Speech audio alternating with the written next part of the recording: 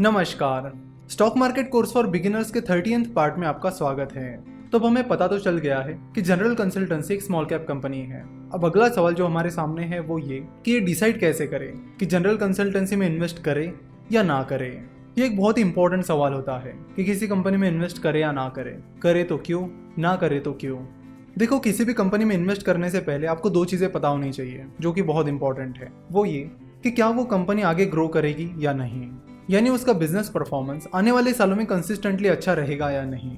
और दूसरी चीज कि आप उस कंपनी में जिस प्राइस पर इन्वेस्ट कर रहे हो वो वैल्यूएशन सही है या नहीं। यानी किसी भी कंपनी में इन्वेस्ट करते टाइम दो चीजें बहुत इंपॉर्टेंट होती है, एक है वैल्यूएशन और सेकंड है फ्यूचर ग्रोथ। जहां तक वैल्यूएशन की बात है, आपको देखना होगा कि जिस कंपनी में आप इन्वेस्ट कर रहे हो वो आपको सही वैल्यूएशन पर मिल रही है या नहीं।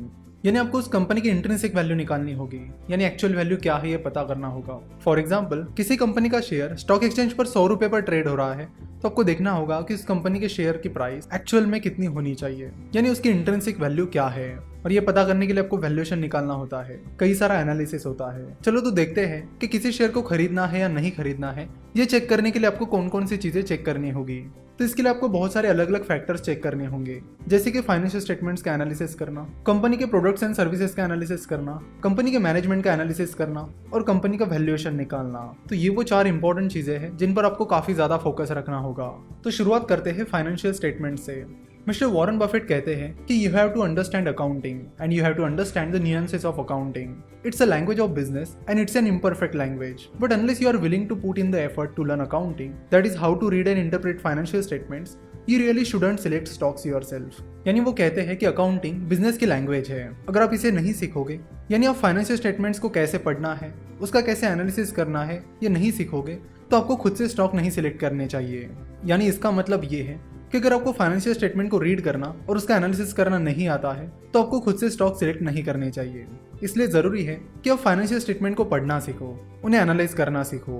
देखो, balance sheet, profit and loss statement और कैश फ्लो स्टेटमेंट, इन्हें फाइनेंशियल स्टेटमेंट्स कहते हैं। बैलेंस शीट में कंपनी के एसेट्स और लायबिलिटीज होती है, यानी कंपनी के पास क्या क्या एसेट्स है, जैसे कि कितना पैसा है, कितनी फैक्ट्रीज है, कितनी जमीन है, कितना सामान है, कितनी इन्वेंट्री है। ये सारी चीजें आपको एसेट से पता चलेगी। वही कंपनी पर क्या क्या देनदारियां है, यानी कितना डेट दैट इज कर्ज है और बाकी क्या क्या देनदारियां है, ये सारी चीजें लायबिलिटी साइड में आपको मिलेगी। उसके बाद आता है प्रॉफिट एंड लॉस स्टेटमेंट।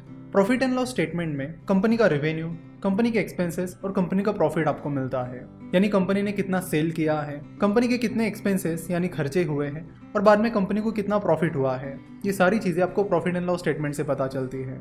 वही कैश फ्लो स्टेटमेंट में आपको पता चलता है कि कंपनी के अंदर कितनी कैश आई है और कंपनी से कितनी कैश बाहर गई है। तो यहाँ पर आप टीसीएस की बैलेंस शीट देख सकते हो। तो यहाँ पर एसेट साइड में आप देख सकते हो कि कंपनी के पास कितनी प्रॉपर्टी, प्लांट और इक्विपमेंट है, कंपनी के पास कितने इंटेंजिबल एसेट्स हैं। वही लायबिलिटी साइड में आप देख सकते हो कि कंपनी की कितनी बोरोइंग है। अगर आपको बैलेंस शीट में दी गई हर टर्म का मतलब जानना है तो उस पर हम पहले ही वीडियो बना चुके हैं जो कि हमने यूट्यूब पर अपलोड की है।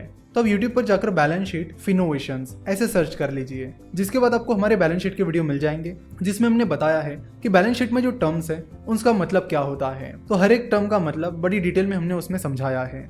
2 पार्ट के वो वीडियोस हैं, तो आप जरूर देखिए, क्योंकि उन टर्म्स का मतलब समझे बिना आप उनका एनालिसिस नहीं कर सकते। तो पहली स्टेप है कि बैलेंस शीट की टर्म समझना, जो आपको इन वीडियोस में मिल जाएगी। नेक्स्ट है प्रॉफिट एंड लॉस स्टेटमेंट।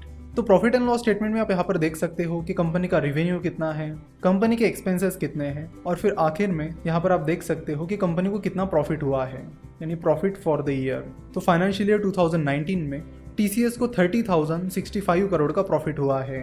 तो आपको प्रॉफिट एंड लॉस स्टेटमेंट में जो टर्म्स है उन्हें समझना है, तो उस पर भी हम वीडियो बना चुके हैं। तो उसके लिए आपको यूट्यूब पर टाइप करना होगा profit and loss statement Finnovations, जिसके बाद आपको वो वीडियो मिल जाएगा जिसमें हमने प्रॉफिट एंड लॉस स्टेटमेंट की सारी टर्म्स को डिटेल में समझाया है।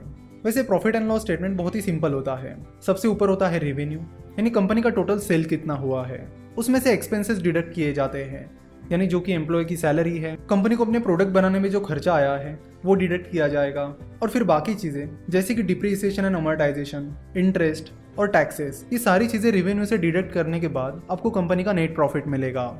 नेक्स्ट लेक्चर में हम आपको प्रॉफिट एंड लॉस एक एग्जांपल के साथ बड़े आसानी से समझा देंगे। आशा करता हूं कि आपको आज का ये लेक्चर पसंद आया होगा। स्टॉक मार्केट के बारे में और फाइनेंस के बारे में और जानकारी के लिए आप हमारी वेबसाइट www.finnovations.com विजिट कर सकते हो। हमसे जुड़े रहने के लिए आप हमें फेसबुक, ट्विटर और इंस्टाग्राम पर हमें फॉलो कर सकते हो। हमारे साथ जुड़े रहने के लिए आपका बहुत बहुत धन्यवाद।